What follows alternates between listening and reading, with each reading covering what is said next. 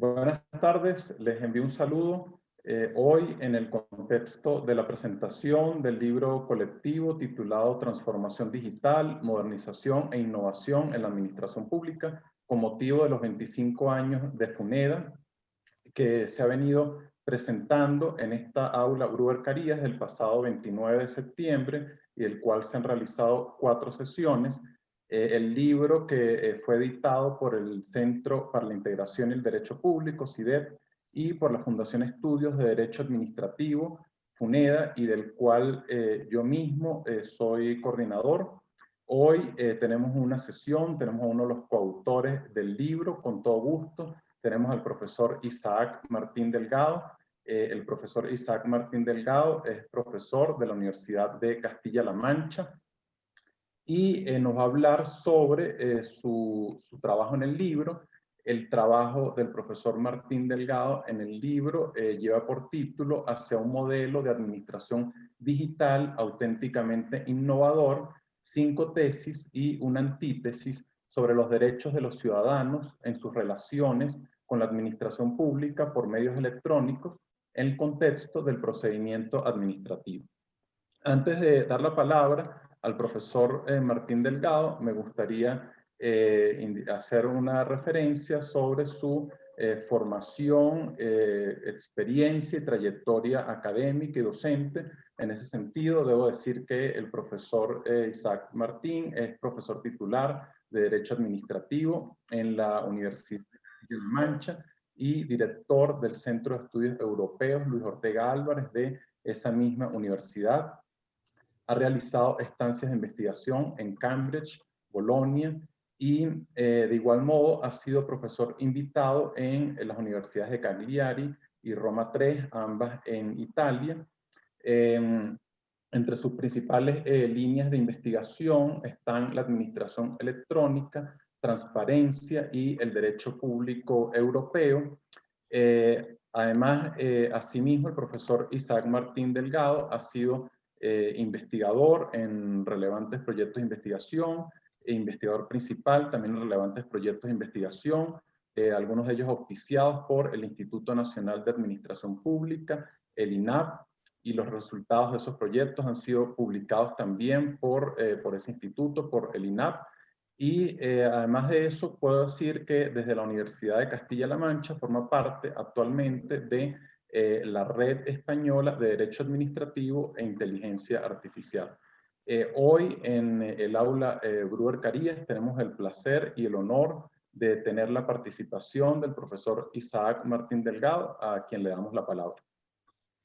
Muchísimas gracias. Buenas tardes. En primer lugar, aunque sea de manera muy breve, me gustaría comenzar agradeciendo la invitación y la amable presentación por parte de José Rafael Belandria. Es un auténtico placer y un honor compartir con ustedes esta reflexión. También haber podido saludar al profesor Gruber Carías, a quien admiramos desde España y con el que hemos tenido ocasión de coincidir en distintos momentos. Me alegra también mucho ver algunas caras conocidas al otro lado de la pantalla, algún alumno mío del grado en Derecho, algún otro alumno de algún curso que estamos llevando a cabo en el Centro de Estudios Europeos y de alguna manera esto hace que sea mucho más amable, a pesar de la distancia, a pesar de estar solo en una habitación, el sentirme acompañado a través de la pantalla. Se me ha indicado que de una manera breve, 25 minutos aproximadamente, presente el contenido de este trabajo. Por cierto, felicidades por esos 25 años, felicidades por la publicación, que yo creo que es una publicación de referencia. Y lo que voy a hacer es, evidentemente, ofrecer una síntesis del mismo, pero me gustaría previamente enmarcarlo y luego añadir alguna reflexión adicional. Una doble premisa con la que me gustaría empezar. En primer lugar, desde la Academia llevamos muchos años hablando de administración electrónica. Recuerdo artículos de investigación publicados en la revista de Administración Pública, que es la revista de referencia en el ámbito del derecho administrativo español, por parte de Frosini, hablando ya de esta cuestión. Un maravilloso artículo del profesor Villar Parasí de 1978 en la revista española de Derecho Administrativo. Si nos vamos a Italia, artículos de los años 70 del profesor Giovanni Duni, por ejemplo, ¿no? Y lo mismo en otros sistemas. Es decir, llevamos ya muchísimos años reflexionando sobre la administración electrónica y, sin embargo, no podemos decir que se haya producido una auténtica innovación en nuestro sistema, al menos en España. Yo creo que también esto se puede decir con carácter general de otros ordenamientos jurídicos, por lo menos europeos, que yo conozco, ¿no? Junto con ello, no solo hablamos de administración electrónica, sino que en los últimos años ha comenzado a regularse. De 20 años para acá, tenemos ya distintas disposiciones normativas en nuestros diferentes sistemas en los cuales se regula de manera uniforme y coherente el uso de los medios electrónicos en la organización y en el procedimiento administrativo. Sin embargo, si tuviéramos que hacer un balance, seguramente todos llegaríamos a la conclusión de que a día de hoy no tenemos un modelo de administración radicalmente distinto desde el punto de vista de la concepción de la organización y del procedimiento administrativo al que teníamos hace 50 años, ¿eh? Y eso que desde el punto de vista conceptual son muchos los cambios que pueden darse. Yo estoy firmemente convencido de que la administración que está cambiando en estos momentos está llamada a ser una administración en parte diferente a la que tradicionalmente conocemos. Si la administración pública surgida hace 200 años como consecuencia de la Revolución Francesa, entendida como organización burocrática fuertemente jerarquizada, que tiene como misión satisfacer el interés general, hoy en día el modelo de administración que se está delineando es fruto de otra revolución, la revolución tecnológica, y tiene caracteres distintos. Es el uso de los medios electrónicos y las posibilidades que se derivan del mismo el que permite realmente que la administración cumpla esa misión, que sigue siendo la misma, satisfacer el interés general, pero de una manera diferente, con mayor eficacia, con mayor sencillez, con mayor simplicidad. Esta, la primera idea de la premisa. Claro, en este sentido, yo creo que otra de las claves que explican con carácter general, esta sería la segunda premisa, el hecho de que realmente existen obstáculos a la innovación, radica sobre todo en la idea de que no tenemos un plan, no tenemos un modelo ideal el cual queremos perseguir, ¿no? Y como decía, creo que era Sócrates, a quien no sabe dónde va, ningún viento le es propicio, ¿no? Esta es una reflexión a propósito sobre todo del sistema español. Si no tenemos modelos, si no tenemos plan, si no tenemos una serie de objetivos concretos hacia dónde queremos ir, pues realmente lo que nos encontramos es un modelo de administración que tiende a replicar lo actualmente existente, solo que a través del uso de los medios electrónicos. Pero esto no es innovar, ¿no? Esta sería la doble premisa de la que me gustaría partir. La administración pública que se está confeccionando en estos momentos es fruto de la revolución tecnológica, con un triple pilar, el de la transparencia, el del uso de los medios electrónicos y el de la participación de los ciudadanos, que yo creo que hace que sea realmente diferente, pero hasta conseguir ese cambio, pues todavía tendremos que caminar un largo recorrido. En segundo lugar, me gustaría transmitir otra idea, ¿no? Y es que a día de hoy ya podemos hablar evidentemente de administración electrónica, por esto que he señalado. La administración pública es administración electrónica. En el ordenamiento jurídico español no existe ninguna definición legal de qué ha de entenderse por administración electrónica. Se utiliza convencionalmente una definición que aparece en un documento de la Comisión Europea, según la cual la administración pública es aquella que hace uso de las tecnologías de la información y las comunicaciones, pero no se queda ahí, sino que introduce cambios organizativos y nuevas actitudes, todo ello con una finalidad, que es la de reforzar el apoyo a las políticas públicas y mejorar la prestación de los servicios públicos, ¿no? Si partimos de este concepto, podemos ver que en esencia la administración sigue siendo esto, administración pública, esto es la persona jurídico-pública que tiene encomendada esa función de satisfacer el interés general. Y lo que cambia es el adjetivo, la forma de hacer las cosas. Lo único que este cambio realmente produce efectos también sobre la sustancia. Y voy aterrizando un poco más esta reflexión. Yo creo que avanzar hacia un modelo auténticamente innovador de administración electrónica exige una triple actuación, ¿no? En primer lugar, una exigencia, diría, de carácter moral, y es cambiar de mentalidad. Esto es, lo primero y principal, antes de proceder a regular, antes de proceder o junto con la regulación, junto con las políticas públicas, radica en cambiar la mentalidad de los servidores públicos, radica en cambiar la mentalidad de nuestros dirigentes políticos que están en la cabeza de la administración, radica en cambiar la mentalidad del legislador. Porque si no es así, si no comprendemos que las tecnologías de la información y las comunicaciones nos permiten hacer las cosas de manera diferente, lo único que haremos será seguir replicando lo actualmente existente. Digitalizaremos la burocracia, pero no cambiaremos la manera de hacer las cosas. En segundo lugar, una exigencia de tipo formal. Precisamente como las TIC permiten hacer las cosas de manera diferente, hemos de aprovechar para rediseñar el procedimiento administrativo y para rediseñar la organización administrativa. Y esto no está ocurriendo en nuestro sistema. Y en tercer lugar, hay una obligación de carácter material, diría yo, que es tomarnos en serio los derechos y obligaciones que se recogen en la norma, algo que también se puede apreciar en la realidad. En no pocas ocasiones, la regulación del uso de los medios electrónicos queda como una declaración meramente de carácter programático y ya está, ¿no? Con este doble contexto, me gustaría plantear esas 5 tesis que expongo en el trabajo y que voy a sintetizar de manera muy rápida. La primera es la siguiente. Mejorar el acceso de los ciudadanos a los servicios públicos electrónicos exige empezar por el principio. Y el principio no es sino el interior de la administración. A mí esto me gusta llamarlo gráficamente el efecto bifidus, que te renueva por dentro y eso se nota por fuera. Solo si la administración cambia por dentro, solo si las entrañas de la administración comienzan a ser diferentes desde la perspectiva de la organización, desde la perspectiva del procedimiento, cómo se gestiona a nivel interno, surtirá efectos frente a los ciudadanos en las relaciones con estos, ¿no? En España empezamos al revés. En el año 2007, con la ley por la que se regulaba el acceso electrónico de los ciudadanos a los servicios públicos, se puso el énfasis en el reconocimiento del derecho a las relaciones electrónicas por parte de los ciudadanos, pero se descuidó el interior de la administración de tal manera que el uso de los medios electrónicos en la tramitación del procedimiento administrativo, en la adopción de actos administrativos, era meramente potestativo por parte de la administración. Por tanto, era una administración electrónica de fachada. No había auténticamente en las entrañas de la administración un uso de los medios electrónicos, ¿no? Junto con ello, otro problema que se podía detectar en ese momento es, y sigue en la actualidad, es la llamada legislación por islas. Esto es, el mismo legislador que estaba tramitando en ese momento la ley de administración electrónica en el año 2007, estaba tramitando la ley de contratos del sector público, por señalar un ejemplo, que también contenía una regulación del uso de los medios electrónicos en el ámbito de la contratación pública y que, sin embargo, no se conciliaba con la regulación general del uso de los medios electrónicos. En función de la parcela, se actuaba de una manera u otra. No hay una uniformidad del sistema jurídico y esto, evidentemente, tiene consecuencias. Por tanto, ¿a qué nos conduciría esta tesis?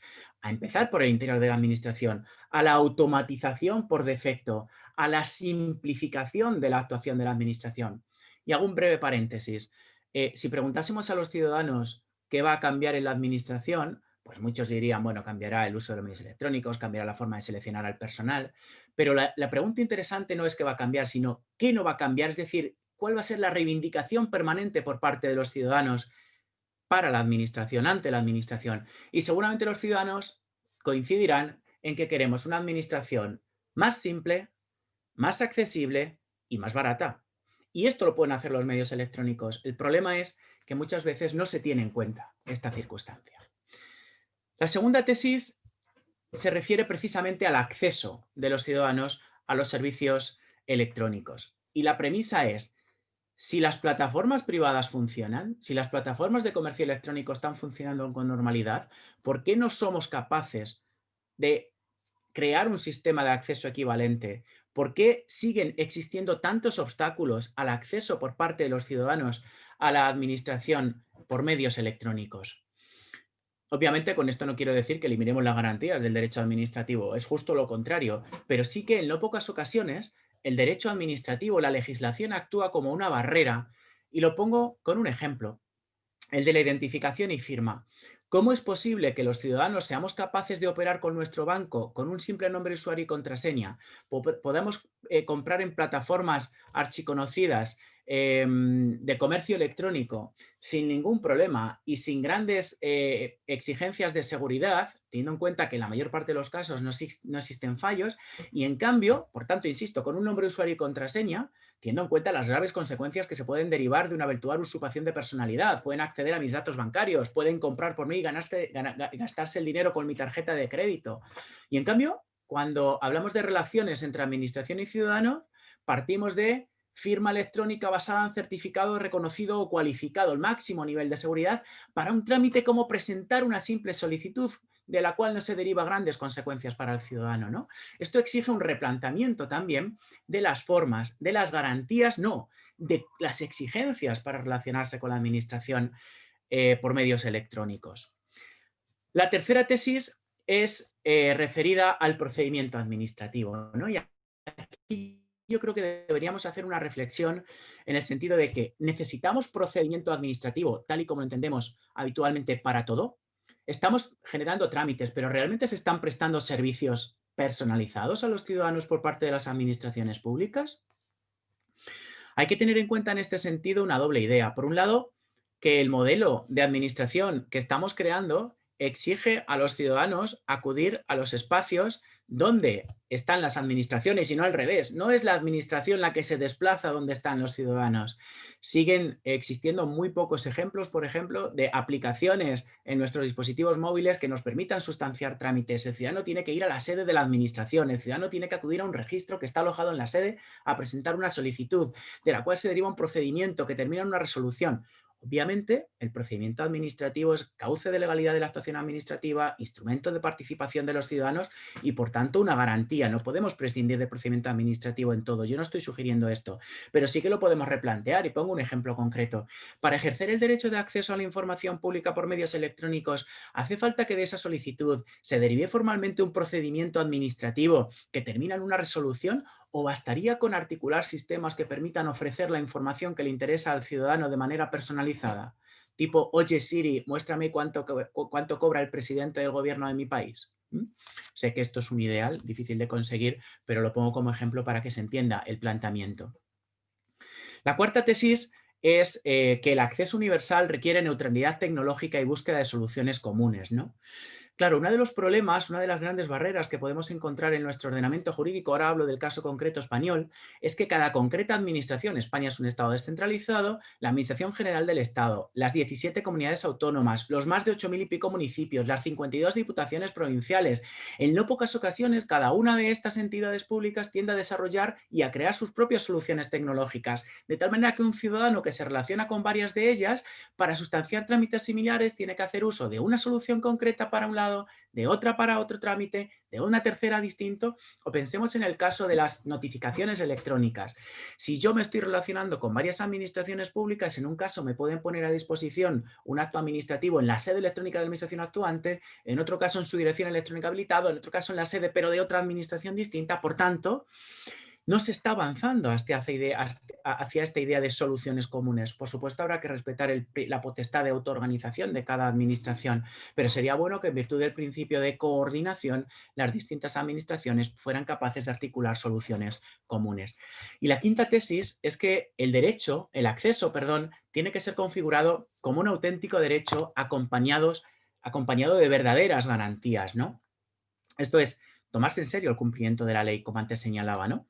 En este sentido, claro, si analizamos cuáles son las consecuencias que se derivan del incumplimiento de la ley por parte de la administración y cuáles son las consecuencias que se derivan del incumplimiento de la ley por parte del ciudadano, son muchas más gravosas para el ciudadano que para la administración. Pongo un ejemplo. La administración española está obligada, cuando notifica por medios electrónicos, a acompañar a esa notificación de un aviso complementario que se practica en un dispositivo móvil o en un correo electrónico ordinario, porque la notificación en sí solo se puede practicar en sede electrónica o en dirección electrónica habilitada, ¿vale? Si no se hace así, no pasa nada, porque el sistema dice que, aunque el aviso es obligatorio, si falta el aviso, esto no influye en la eficacia del acto administrativo objeto de notificación. En cambio, si quien tiene la obligación, en este caso el ciudadano, de presentar una solicitud por medios electrónicos, no lo hace,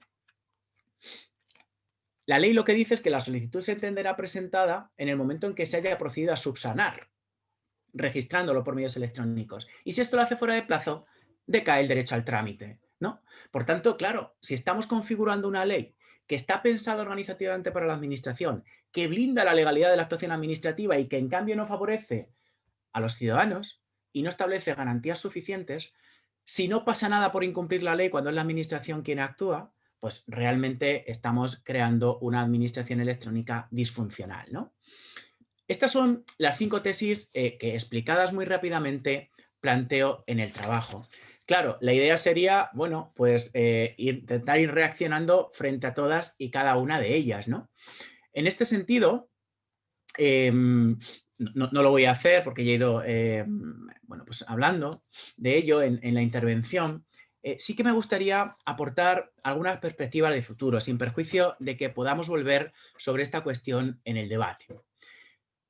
Claro, para mí lo más interesante como profesor es el reto intelectual a la hora de repensar las distintas instituciones y categorías del derecho administrativo. Y un ámbito experimental muy bueno es el uso de técnicas y herramientas de inteligencia artificial en el ámbito de la administración pública. Todos ustedes conocen de sobra qué significa la inteligencia artificial, saben que ya se está aplicando en algunos ámbitos concretos y básicamente esto plantea 4 grandes retos o 5 grandes retos mejor, ¿no? Sobre los que me gustaría reflexionar brevemente. ¿Podemos seguir defendiendo la teoría del órgano administrativo si quien adopta la decisión es un sistema de inteligencia artificial? ¿Un sistema algorítmico? En el derecho administrativo continental, sus derechos administrativos están basados también en esta idea, la actuación material de los servidores públicos se imputa a la administración a través de la teoría de la personalidad jurídica. Cada administración territorial tiene personalidad jurídica propia, está integrada por una serie de órganos, cada uno de los cuales tiene atribuidas una serie de competencias y consta de un titular que ha sido legítimamente investido como tal. Es mediante la imputación al titular del órgano, a través de la firma del acto administrativo, cómo esa actuación concreta se atribuye a la administración persona jurídica. Pero claro, si quien está haciendo esto es una máquina, es una herramienta de inteligencia artificial que ha sustituido a la persona física, al titular del órgano en la toma de decisiones, ¿podemos seguir manteniendo la teoría del órgano? A día de hoy no existe ningún órgano de inteligencia artificial, ¿no? Pero pensémoslo desde el punto de vista conceptual. Demos un paso más. A propósito de la teoría del acto administrativo. El acto administrativo se define en nuestros sistemas como toda declaración de voluntad, juicio, conocimiento o deseo, siguiendo al maestro Enterría, llevada a cabo por una administración pública en el ejercicio de sus potestades, distintas de la reglamentaria, evidentemente. Pues bien, ¿tienen las máquinas voluntad? ¿Pueden las máquinas expresar deseo? ¿Mm? ¿Nos obliga esto a replantear el concepto del acto administrativo cuando la resolución ha sido adoptada por un sistema algorítmico, por una máquina?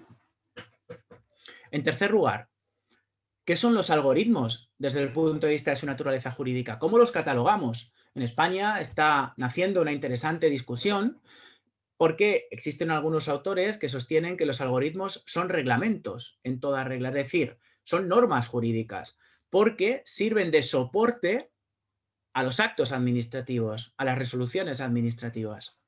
Este es otro reto.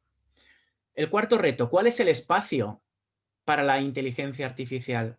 ¿Puede utilizarse para el ejercicio de potestades discrecionales o solo cuando no exista ningún margen de apreciación para la administración? Y el quinto, ¿cómo es posible implantar sistemas de inteligencia artificial en nuestro ordenamiento jurídico si no somos capaces de explicar cuál ha sido el procedimiento a través del cual la concreta máquina ha derivado en esa actuación o ha concluido ese acto administrativo? Bueno, yo creo que, por dar una respuesta e implicarme y compartir mi opinión, se puede seguir manteniendo la teoría del órgano, porque a día de hoy, desde luego, todas las herramientas de inteligencia artificial se están utilizando en las administraciones públicas como un elemento auxiliar, meramente, como un instrumento al servicio del titular del órgano, y por tanto no hay una sustitución de la persona. Probablemente no la habrá jamás o no debería haberla, ¿eh? En España estamos hablando de reserva de humanidad para garantizar que siempre haya una supervisión sobre la decisión adoptada por la máquina. Por tanto, yo creo que se puede mantener perfectamente esta teoría del órgano, aun cuando la decisión materialmente haya sido adoptada por un sistema algorítmico, se va a imputar a un órgano concreto que es quien tiene atribuida la competencia, órgano que estará dirigido por un titular legítimamente investido. Esta perspectiva no cambia. Tampoco cambia y por tanto sigue siendo válida, en mi opinión, la teoría del acto administrativo, porque cuando un titular del órgano adopta una decisión, no está expresando su propia voluntad, sino que está expresando la voluntad de la ley. Esto es una hipóstasis, como señalaba el maestro Giannini. Es decir, yo, aplicador del derecho, titular de un órgano administrativo que ejerzo una potestad concreta, lo que estoy haciendo es aplicar la ley, no expresar mi voluntad, expresar la voluntad de la ley. En consecuencia, se puede seguir manteniendo aquí, aunque quien haya adoptado la decisión sea una máquina, que eso es un acto administrativo en toda regla. Desde la perspectiva de la naturaleza de los algoritmos, yo a día de hoy no creo, no me convence la posición de quienes sostienen que se trata de un reglamento. Precisamente por esto, porque no deja de ser un instrumento, no deja de ser un aparato tecnológico, no deja de ser tecnología. De la misma manera en que un ordenador no es un reglamento por muchas operaciones que haya, yo creo que aunque haya un programa informático o un sistema de inteligencia artificial que sea el que adopte las decisiones, inicialmente configurado por una persona, incluso aunque estemos hablando de uso de algoritmos de aprendizaje autónomo, yo creo que no podemos hablar auténticamente de reglamento. Es que no es necesario para establecer garantías de control equipararlo al reglamento. Eso no es un reglamento, no es un acto, sencillamente es una herramienta al servicio de la administración pública para la toma de decisiones y como tal hemos de tratarla. Y desde la perspectiva del espacio para la inteligencia artificial, yo creo que siempre que la decisión, los criterios de actuación para tomar la decisión sean parametrizables, puede ser perfectamente adoptada por una máquina. Por tanto, en mi opinión, cuando hay discrecionalidad política, margen de apreciación de tipo político, cuando la Constitución ha querido que la Administración adopte la decisión sobre la base de criterios políticos, no hay espacio ni para la automatización ni para el uso de sistemas de inteligencia artificial, porque eso lo tiene que hacer la Administración con criterios políticos y las máquinas no hacen política. Pero, en cambio, por supuesto, para las potestades regladas sí, las potestades de baja intensidad discrecional, las potestades discrecionales de baja intensidad o los casos de discrecionalidad técnica donde sí que se puede parametrizar esos criterios de actuación, sería perfectamente posible hacer uso de herramientas de inteligencia artificial. Y por último, desde la perspectiva de las garantías, yo creo que aquí de lo que se trata, y en nuestro sistema aún no las tenemos establecidas, es de articular instrumentos de control, autorización previa y supervisión del uso de todos estos sistemas inteligentes. Bajo mi punto de vista, yo creo que, insisto, esto es una propuesta de lege ferenda porque no está en nuestro sistema jurídico, yo creo que todo tipo de aplicación que haga uso de algoritmos de inteligencia artificial debería ser previamente aprobada después de un visado emitido por un órgano con capacidad para conocer y controlar el funcionamiento del sistema. Esto debería ser así, primero, para garantizar el buen funcionamiento del sistema y, en segundo lugar, por una razón puramente de transparencia, para que los ciudadanos sepamos que las decisiones administrativas que se están adoptando y que nos afectan a nuestros derechos e intereses parten o están siendo adoptadas por un sistema algorítmico, por una máquina. Y, desde luego, siempre tendrá que haber control judicial, obviamente. Esta es una premisa imprescindible. Como tenía asignados 25 minutos y estoy llegando al tiempo, simplemente, y dejar espacio para el debate, que yo creo que es lo verdaderamente interesante, porque pues, así también puedo aprender yo de sus reflexiones, simplemente me gustaría concluir con una idea, y es que hemos de ser capaces de conseguir el equilibrio entre tecnología y derecho. Una de las grandes tentaciones que se puede articular en estos, o que se puede detectar en estos momentos, es el que nos dejemos deslumbrar por la tecnología y renunciemos a ciertas garantías jurídicas para conseguir ganar en eficacia y en eficiencia a través del uso de estas tecnologías. La tentación contraria puede ser, como también se puede observar en no pocos casos, la de señalar, no cabe ningún tipo de margen de aplicación de este tipo de tecnologías que no controlamos ni conocemos bien, porque lo impide el derecho. La clave está en el equilibrio, en valorar dónde y cómo podemos aplicar estas herramientas de inteligencia artificial, pero también algo más básico como la propia automatización administrativa, y desde luego establecer las garantías necesarias para controlar su funcionamiento. Y para ello es fundamental el derecho.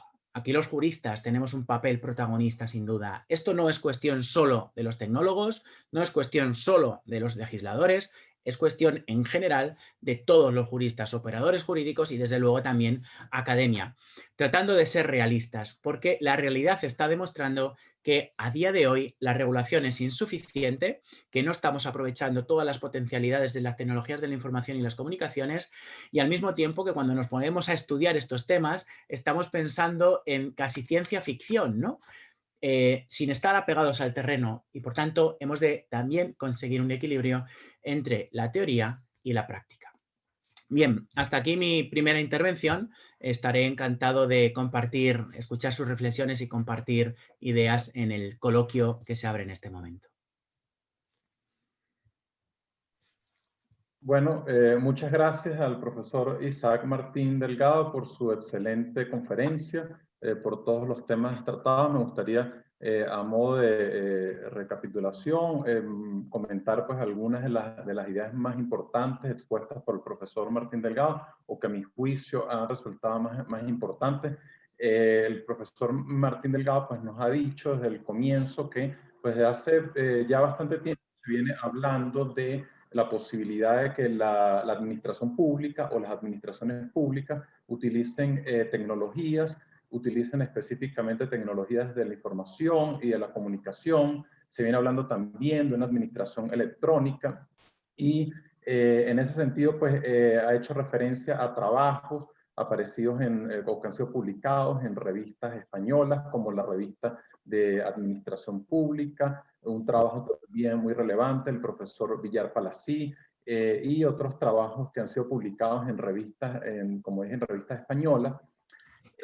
A todo evento, para avanzar en un modelo auténticamente innovador, pues hay que tener presente tres aspectos, de acuerdo con lo que hemos escuchado.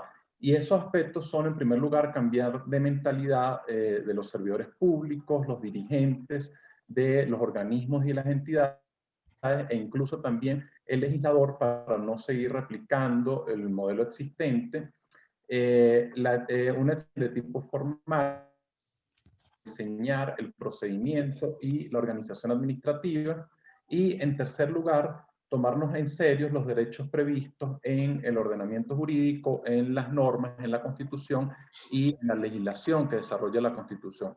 A partir de estas premisas, el profesor Martín Delgado ha desarrollado su trabajo en el libro colectivo, las 5 tesis expuestas en su trabajo, que están en el libro colectivo.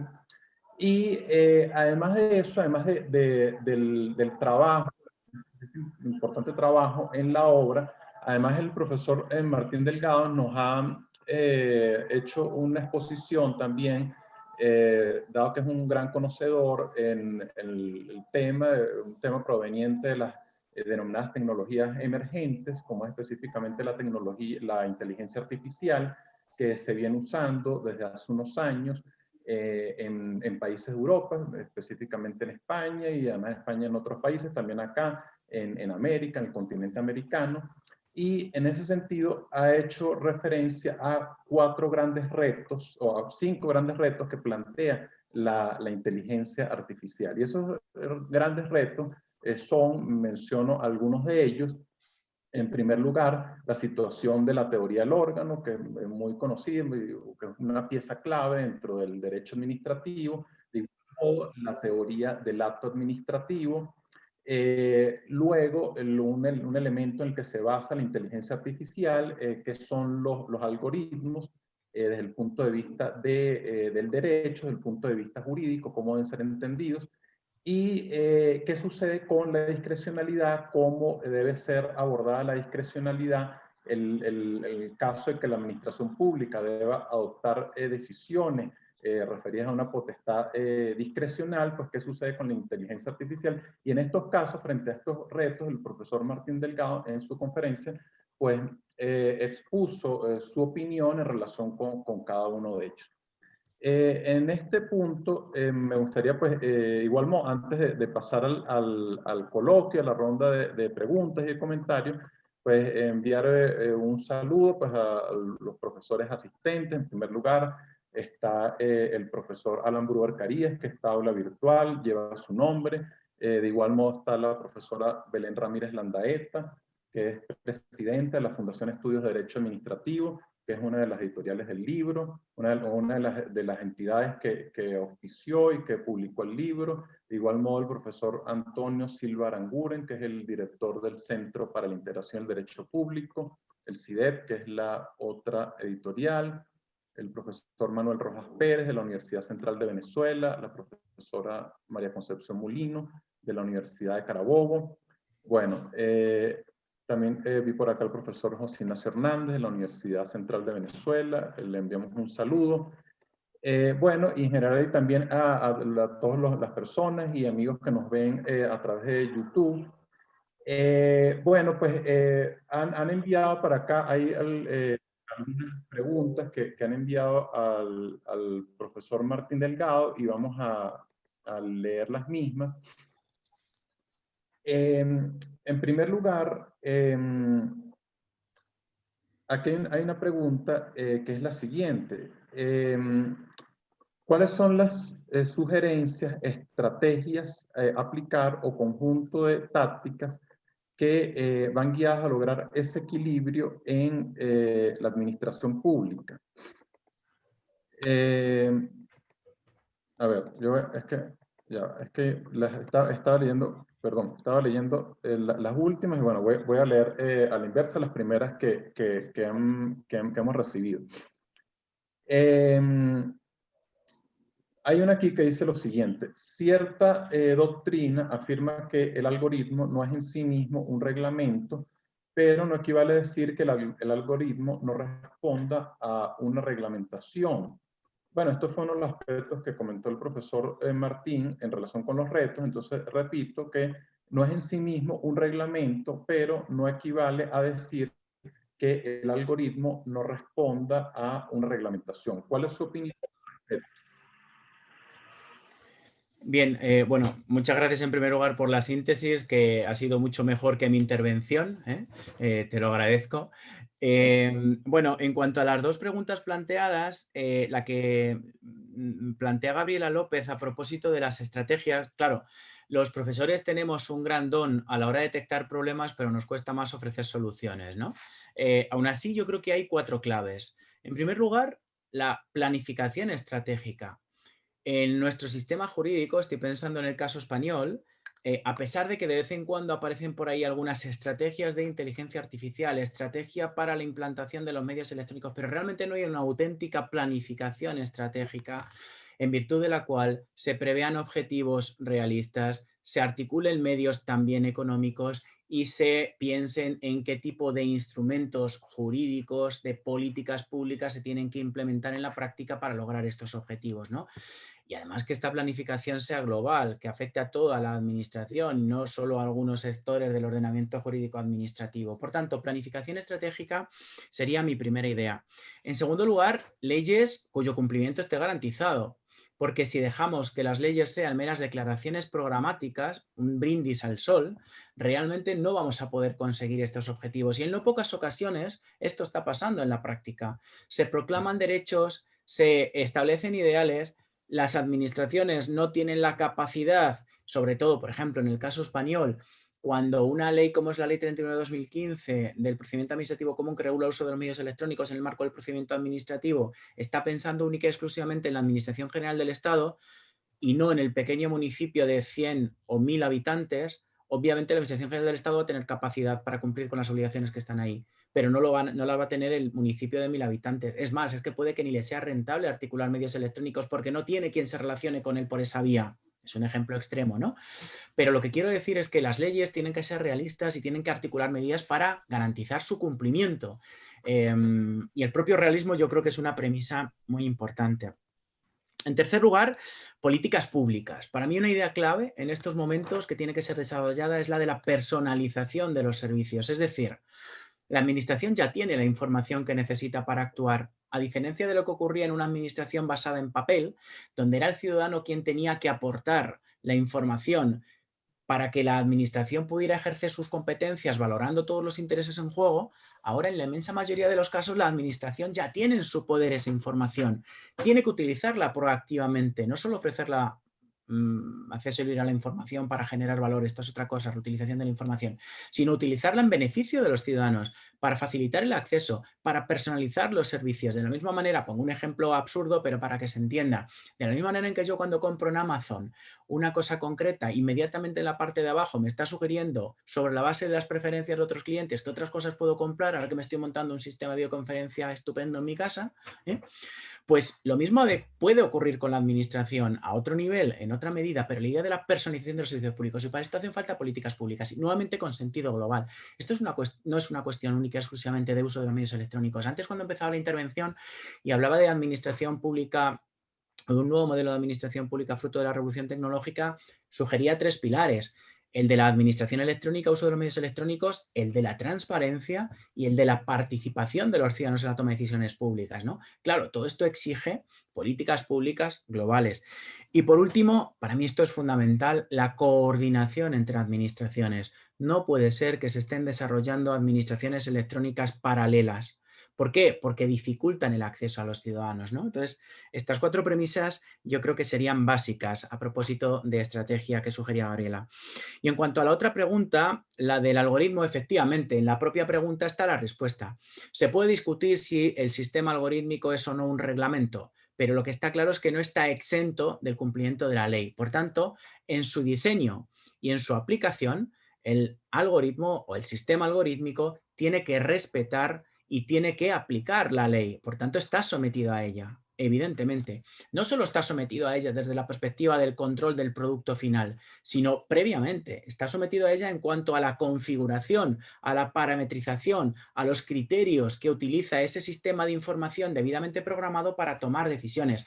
Porque no lo olvidemos, el algoritmo no está expresando la voluntad de la máquina, está expresando la voluntad de la ley. Por tanto, incluso desde el punto de vista de su configuración, está obligado a aplicar lo que en ella está previsto. Muy bien, muchas gracias. A ver, acá hay otra pregunta, una pregunta de Manuel Rojas Pérez, dice, para mi profesor Isaac Martín, ¿cómo ve el futuro de los funcionarios públicos de cara a la aplicación de técnicas de la inteligencia artificial en la administración pública? Pues me vais a permitir, ya estamos a 1 hora en España, después de 12 horas trabajando, pues en fin, para distender un poco la conversación. ¿Cómo afecta a los funcionarios? Bueno, en España está habiendo jubilaciones anticipadas y esto no es broma. Es decir, los empleados públicos que están llamados a aplicar todo esto, lo que están haciendo es pedir la jubilación, ¿no? Pero más allá de esta broma, yo creo que es una pregunta muy interesante porque también para avanzar hacia un modelo auténticamente innovador de administración electrónica es necesario cambiar la forma en que gestionamos el personal. En primer lugar, la forma en que seleccionamos al personal al servicio de las administraciones públicas. En segundo lugar, los perfiles que creamos para el servicio de las administraciones públicas. Y en tercer lugar, aprovechar y avanzar hacia tareas de más valor que las meramente programáticas. Por ejemplo, ¿qué sentido tiene, con todos mis respetos hacia quienes llevan a cabo esta función, estar sentado todo el día para abrir o cerrar una puerta? Esto lo he visto yo, estuve trabajando en el Ministerio de la Presidencia 2 años y se trataba de una administración pensada para los años 80. En cada pasillo había un bedel cuya función era abrir la puerta cuando venía el ministro. Esto no tiene sentido en el siglo XXI. Esa persona puede realizar funciones mucho más provechosas, mucho más interesantes, ¿no? Por tanto, aunque es cierto que la inteligencia artificial va a derivar en la supresión de no pocos perfiles de empleados públicos, pero esto no significa que no existan oportunidades para mejorar esos perfiles y para prestar otro tipo de servicios públicos, desde luego, mucho más interesantes. Por tanto, resumiendo, yo iría en la idea de cambiar cómo seleccionamos al personal, mejorar esos perfiles y generar valor en la prestación de servicios por parte de los empleados públicos.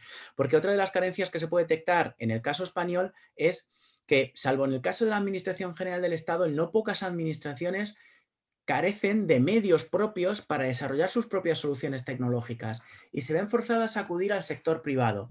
Esto en principio no tiene nada de malo en sí mismo, porque el sector privado tiene mayor capacidad de innovación, de creación, de explotación de las tecnologías emergentes, sin duda ninguna, y esa colaboración público-privada es necesaria. Ahora bien, cuando lo que se genera es una cautividad por parte de la administración respecto del sector privado, y esto está pasando, aquí sí que tenemos un problema. Por tanto, sería necesario apostar hacia la selección de perfiles más técnicos que permitan que sea la propia administración la que desarrolle estas soluciones tecnológicas. Muy bien, muchas gracias. Muchas gracias. A ver, acá hay una pregunta o es también un comentario reflexivo y guarda relación específicamente con la primera parte de la exposición y específicamente con el trabajo en el libro colectivo. Y dice lo siguiente: el tema de las garantías y la seguridad de los procedimientos que sean realizados mediante medios tecnológicos viene a ser una preocupación particularmente en sistemas administrativos y judiciales cuya estructura ha sido erigida en medios netamente documentales, por lo cual evolucionar en esta materia implica necesariamente un cambio de paradigma. De igual modo, envía sus felicitaciones al ponente. Pues estoy totalmente de acuerdo con lo que plantea Sol López. Aquí una de las claves está en ese cambio de mentalidad, precisamente como consecuencia del cambio de paradigma que se está viviendo. Es verdad que a veces los profesores universitarios tendemos a ver cambios de paradigmas en todo, ¿no? Y tenemos que ser contenidos y responsables. Pero yo sí que veo en este ámbito algunos cambios de paradigma. Por ejemplo, el valor de los datos, el valor de la información que posee la administración, valor para sí misma, que no se está aprovechando. Por tanto, sería imprescindible que esa información que está en poder de la administración sea gestionada debidamente para prestar servicios públicos personalizados, para generar valor, compartida con el sector privado, reutilizada, porque esto es un potencial increíble. Por supuesto, insisto, con las debidas garantías, derecho de protección de datos de carácter personal, no injerencia en la esfera de la intimidad, y otros, ¿no?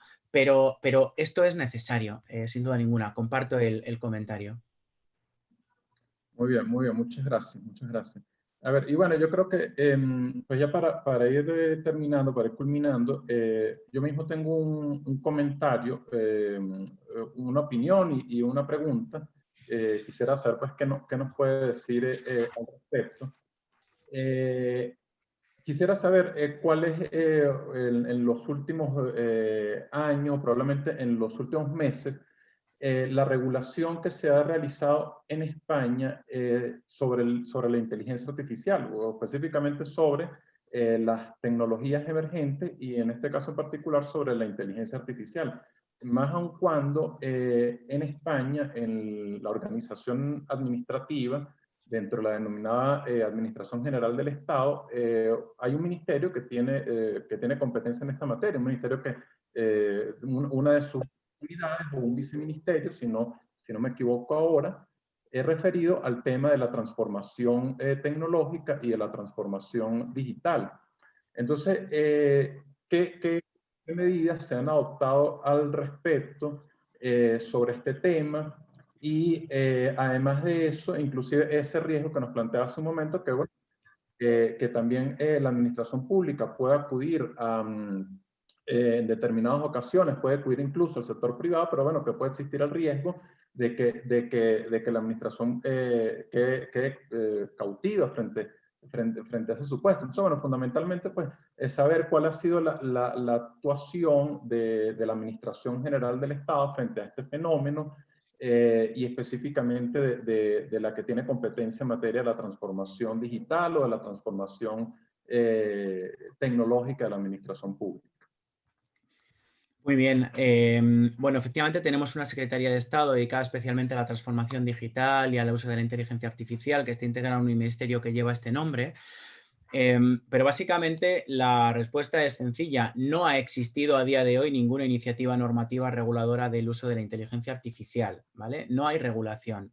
La única regulación directamente conectada con las tecnologías emergentes procede de un Real Decreto Ley del año 2019 en el cual se prohibió el uso de la tecnología blockchain en tanto que la Administración General del Estado no proceda, bueno, mejor dicho, el legislador estatal no proceda a regularlo, ¿no? Porque, bueno, pues la Generalitat de Cataluña tenía un proyecto que se denominó de identidad soberana, identidad digital soberana a través del uso de herramientas de blockchain y ahí por una cuestión puramente política pues se introdujo en un Real Decreto Ley la prohibición de esta tecnología. Ha sido la única norma de derecho positivo. Sí que es cierto, como muy bien señalas, que más allá de planes estratégicos que se están aprobando, existe un proyecto estrella dentro de este ministerio que es la Carta de Derechos Digitales. En el verano se hizo público un borrador, bueno, más que un borrador, una llamada, una iniciativa de consulta pública para la elaboración de una Carta de Derechos Digitales que tiene una visión mucho más horizontal y pluridisciplinar, que no se refiere solo a la a las relaciones entre administración y ciudadanos, pero que contiene o está llamada a contener una parte muy importante en relación con el uso de las herramientas de inteligencia artificial para las administraciones públicas. La carta va a ser presentada pues probablemente en esta semana que viene para ser sometida nuevamente a consulta pública, por tanto no puedo dar más información, pero la idea es que marque las pautas de actuación del legislador y bueno, pues estamos a la espera. Pero más allá de esto, la única regulación que tenemos en estos momentos respecto se refiere a la automatización, está contenida en la Ley 40/2015 de régimen jurídico del sector público, que simplemente define qué es actuación administrativa automatizada y establece una serie de garantías mínimas. Pero desde luego, uno de los grandes retos que tenemos en estos momentos planteados en nuestro país es precisamente el de regular la cuestión. Es verdad que a nivel autonómico sí que existen algunas normas que están empezando a regular esta cuestión. Por ejemplo, en el caso de Cataluña, muy interesantes. Pero bueno, a nivel estatal no existe todavía ninguna materia específica. Muy bien, muchas gracias, muchas gracias. Bueno, a ver, y acá tenemos una última pregunta, que es la siguiente. Bueno, guarda relación con uno de los retos que planteó sobre la inteligencia artificial, que es la siguiente. ¿Cómo se puede proferir un acto administrativo a través del algoritmo si una máquina no tiene capacidad de aplicar la hermenéutica jurídica en la ponderación de los hechos? La premisa de la que yo parto es todo aquello que se pueda parametrizar y valorar previamente puede ser replicado por una máquina. Es decir, se trata de anticipar esa valoración hermenéutica, esa capacidad hermenéutica, siempre que pueda ser parametrizada, esto es, traducida a criterios objetivos y, por tanto, a lenguaje informático. Si no es factible esto, obviamente la decisión jamás podrá ser utilizada por una máquina. Por eso hacía la distinción entre potestades regladas y potestades discrecionales. Y pongo un ejemplo. No hace falta aplicar ningún tipo de hermenéutica jurídica compleja cuando se trata de adjudicar una plaza de empleado público en un procedimiento de concurso donde solo se tienen en cuenta los méritos que puntúan en función de años desempeñados de servicio, titulación, cursos, etcétera. Porque esto se puede parametrizar y una máquina que es capaz de leer ese currículum del candidato es capaz de otorgarle una puntuación. Todo esto se anticipa, no hay ninguna valoración que realizar. Otra cosa sería cómo ha ido una entrevista, si forma parte de ese proceso selectivo. Evidentemente no podría hacerlo una máquina, ¿no? Entonces yo creo que este ejemplo, que es muy sencillo, nos permite llegar a la conclusión de que efectivamente aquello que no pueda ser susceptible de parametrización anticipada no puede ser adoptado, esa decisión no puede ser adoptada por una máquina, ¿no? Ahora bien, hay que tener en cuenta otra cosa, y es que la hermenéutica no es la única forma de adoptar decisiones. ¿Me explico? La otra cara de la moneda, el otro límite extremo, sería el de cuánto nos estamos perdiendo por nuestra falta de manejo y de gestión de la ingente información que tiene en su poder la administración por no hacer uso de las máquinas, de los sistemas algorítmicos. Si la administración pudiera manejar toda la información que está en su poder, me refiero a los seres humanos, ¿no? Porque la capacidad de computación de las máquinas es infinitamente superior, ¿no? Y por tanto, utilizadas adecuadamente, nos permiten manejar información que nos llevaría a conclusiones distintas de aquellas a las que nos llevan cuando quien está manejando la información de una manera mucho más limitada es un ser humano. Entonces, esto también hay que tenerlo en cuenta. Es decir, el coste de la no automatización, el coste del uso de los sistemas del no uso de los sistemas de información, el coste de no aplicación de la inteligencia artificial, porque realmente puede ser una herramienta útil con las garantías debidas. Entonces, por resumir, no se trata de que en todo caso y a toda costa tenga que ser sustituida la persona por un sistema de inteligencia artificial, sino que habrá que ponderar y valorar en qué espacios cabe esa sustitución, porque cabe la parametrización previa y en qué casos no cabe. Muy bien, muchas gracias, muchas gracias. Bueno, yo creo que pues ya vamos llegando al final, ya nos vamos a despedir. Me gustaría pues darle la palabra para brevemente en 1 o 2 minutos, un par de minutos, pues una última reflexión final en relación con el tema, con el trabajo en el libro colectivo, o también con este otro tema de la inteligencia artificial, bien sea los retos o los desafíos que en uno u otro caso se presentan. Adelante. Pues mi reflexión final sería que hemos de ser capaces de articular una doble colaboración. En primer lugar, entre academia y administración activa, ¿no? Es decir, para regular adecuadamente el uso de los medios electrónicos, para innovar en la administración, es necesario que unamos la ciencia y la aplicación práctica de la misma, ¿no? Que la academia no vaya en su reflexión al margen de la realidad y que quien tome las decisiones no sean solo los aplicadores o las personas que están al servicio de las administraciones públicas, sin esa reflexión que ofrecemos desde la academia. Para mí es una cuestión fundamental. Y una segunda cuestión sería precisamente la de la colaboración con el sector privado. Más allá de que el sector privado ve toda esta cuestión en términos de beneficios, evidentemente, como no podía ser de otra manera, pero uno de los grandes retos, allí donde no exista la posibilidad por parte de las administraciones públicas de explotar las tecnologías emergentes, es establecer una colaboración con el sector privado que respete todas las garantías, desde luego, y que al mismo tiempo, bueno, pues permita conseguir ese beneficio. Y junto con todo ello, mi conclusión final es que tenemos mucho camino por recorrer, que tenemos un ámbito de actuación para pensar y particularmente para quienes somos profesores de Derecho Administrativo, este es un reto que no podemos rehuir. Comparto una anécdota. Hasta hace pocos años, las reflexiones que hacíamos desde la academia, que éramos muy pocos en España, se publicaban, sí, en las grandes revistas, pero en el apartado crónicas, porque lo relativo al uso de los medios electrónicos se veía como un no derecho administrativo, como una cuestión que era para los frikis de la innovación tecnológica, ¿no? A día de hoy se ha demostrado que esto no es así. Y ya no estamos hablando simplemente de regular el uso de los medios electrónicos en la organización o en el procedimiento.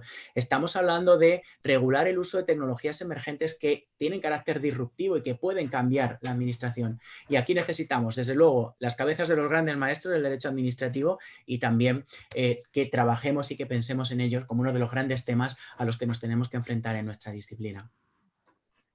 Bueno, muy bien, muchas gracias. Pues ya nos vamos a despedir. Le damos las gracias al profesor Isaac Martín Delgado por su excelente trabajo en el libro colectivo, en el libro Transformación Digital, Modernización e Innovación en la Administración Pública, con motivo de los 25 años de FUNEDA. De igual modo, muchas gracias por la excelente conferencia de hoy, por los temas tan vivos y tan importantes tratados durante su conferencia. Desde esta aula Gruber Carías le manifestamos nuestro agradecimiento. De igual modo, en nombre de las editoriales, del CIDEP, el Centro para la Integración del Derecho Público y la Fundación Estudios de Derecho Administrativo, pues bueno, ha sido un placer y muchas gracias. Muchísimas gracias a ustedes, un placer. Gracias. Hasta luego. Gracias.